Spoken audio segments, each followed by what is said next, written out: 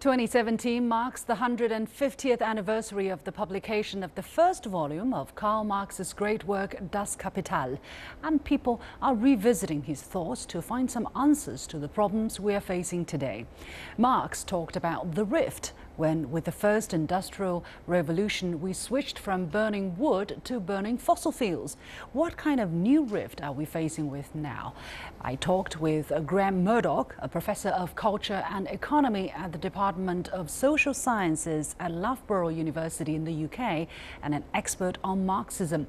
He has applied Marx's analysis on ecology in the context of climate change in a speech called Communications and Climate Crisis: The New Rift. I asked him about the main messages he wanted to share with his audience. We also talked about how the digital economy is highly relevant to the discussion on climate change.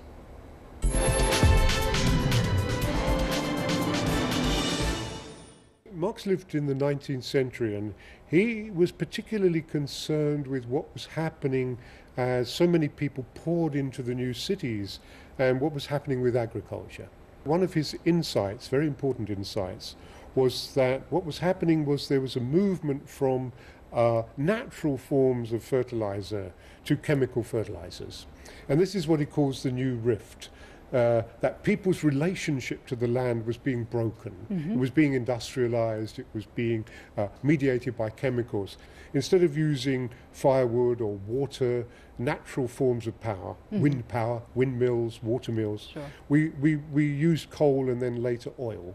Did he see any answers or clues to answers to this problem in his mind? No, because he was very good at analysing what was in front of him. He was a little bit vague about the future. So you cannot read Marx for a kind of diagram of what the future should look like. Basically, his idea of the future society was a future of cooperation and a future of a more cooperative relationship with natural resources. So he was very sensitive to that. But unfortunately, he never elaborated his ideas very clearly on that. Now, we are talking about a kind of a reversal of the situation, right? Now we're trying to go back from the fossil fuel, back to the natural sources of energy you were describing. How do you look at the present stage? I think we're at a crucial moment of. It could go either way. We're going back to those forms of energy that were dominant in the pre-industrial era: wind, sun power, water, and so on. That's absolutely necessary. There's a very important scientific paper written by an American, Michael Mann, and what they did was to try to measure the temperature of just above the Earth's surface over 400 years.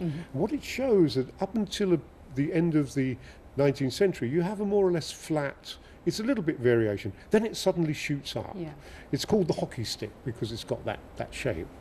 So we know that that's happened, and more recent analysis shows it's got much worse since the 1970s. We're accelerating global warming. The question is, can we stop it? And that's very debatable. Maybe we can't. Some scientists believe we can't, but we can make it much slower. That's what governments have been trying to do, and that's why we had this very famous Paris climate change meeting, which produced this Paris Agreement. However, we're seeing positions of big countries shifting at this moment from the United States. President Donald Trump has signed executive order to roll back Obama-era greenhouse gas emission regulations, and also he threatened to withdraw from the Paris Agreement. China's position has been consistent. Chinese President Xi Jinping said in Davos that we must stick to the Paris Agreement instead of walking away from it. What do you think of big countries' role in combating climate change, and what do you think of the different positions? I would applaud very much the Chinese position. That's absolutely the right thing to do. The big countries have a double responsibility. First of all, they are themselves big contributors to carbon emissions, but more than that, they have a leadership role, because if they don't do anything, smaller countries will say, well, why should we bother? And that's why Trump's decision is so important, because people say, well, the United States is not going to do it. why should we do it? And so it's a disaster, an absolute disaster. Yeah, well, he has also been talking about bringing jobs back to the United States to reopen the coal mines and starting these jobs in the coal-powered manufacturing jobs. What do you think of that? Is it feasible, first of all, and no, is it wise? No, it's not feasible. If you look at all the evidence, the coal industry has been declining for some time. There will not be very many jobs in the coal industry. Also, it's becoming more and more mechanized. So they're using machines. So it's a fantasy. The more productive thing to think about is how to have ecologically sustainable jobs. And actually the new energy systems are creating a lot of jobs. Coal mining will have to disappear, but that doesn't mean to say those people cannot have any jobs. They can have jobs in clean energy. So I think the more advanced thinking in the United States is to think about reorienting the economy, not just around clean energy to supply other sectors, but itself as a major industrial system. Solar panels, wind power and so on. Right now we know that the concentration of capital has led to these giant multinational corporations, and often in the oil and gas industries. What is the impact of capitalism on climate change, and why is it so hard to switch from oil back to more natural resources? Well, my next book is called Carbon Capitalism. Capitalism is the problem. When capitalism originated, there was a decision to use coal as the major source of power, and then later oil. Remember, the very first automobiles, the very first cars, were actually electric cars.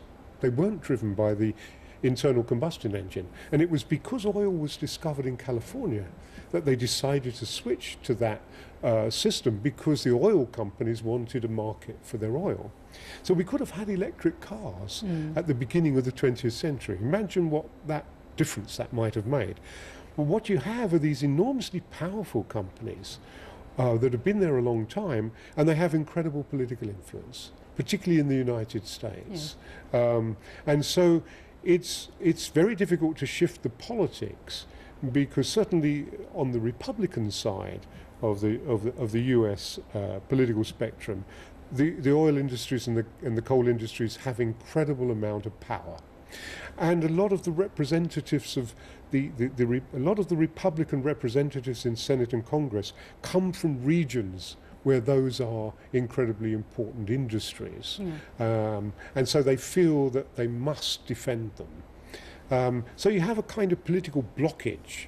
Everybody knows that the science tells us that this is not sustainable, but the science doesn't determine politics. Science doesn't have the lobbying power that the companies it doesn't have the have. lobbying power.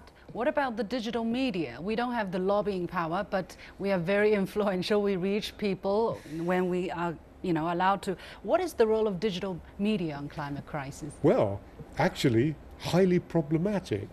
This is a very old. I feel ashamed to own this, but this machine. When you see the advertisements for this, you're not encouraged to ask, where does this come from?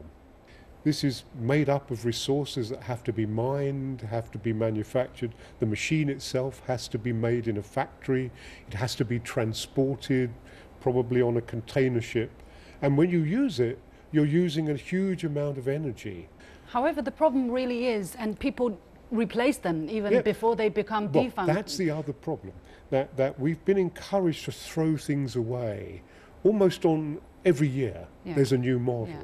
But there's no way to stop that if you look at the reality. Is there a way? Because everybody is trying to get ahead with the latest new gadget. I mean, that's the problem, maybe. It is a huge problem, but I'm old enough to remember when we didn't do that.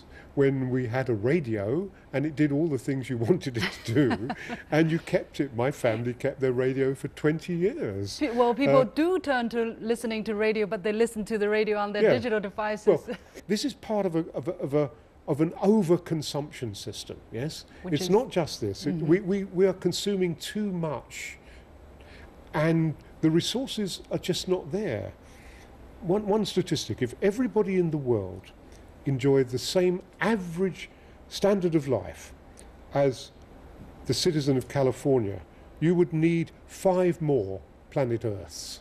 We only have one. So we cannot carry on consuming in this way.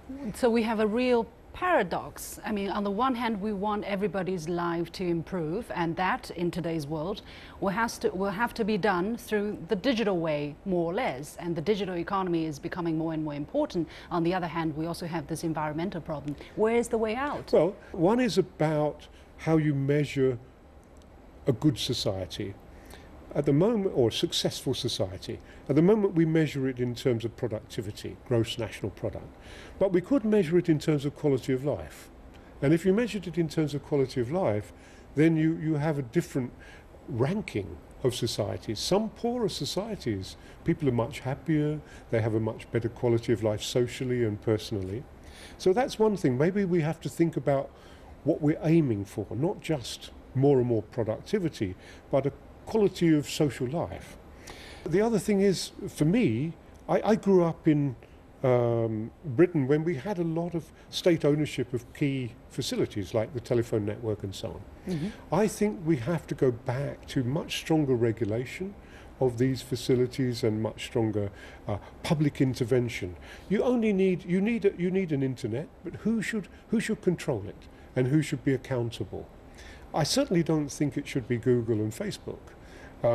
So I think we have to, in a way, go back to that idea. There are certain key resources that support all of our lives that should be held in common. They should not be... That's free, that's public, that's good for everybody. Yes, and they should be regulated in the public interest, not just to make money. Mm-hmm.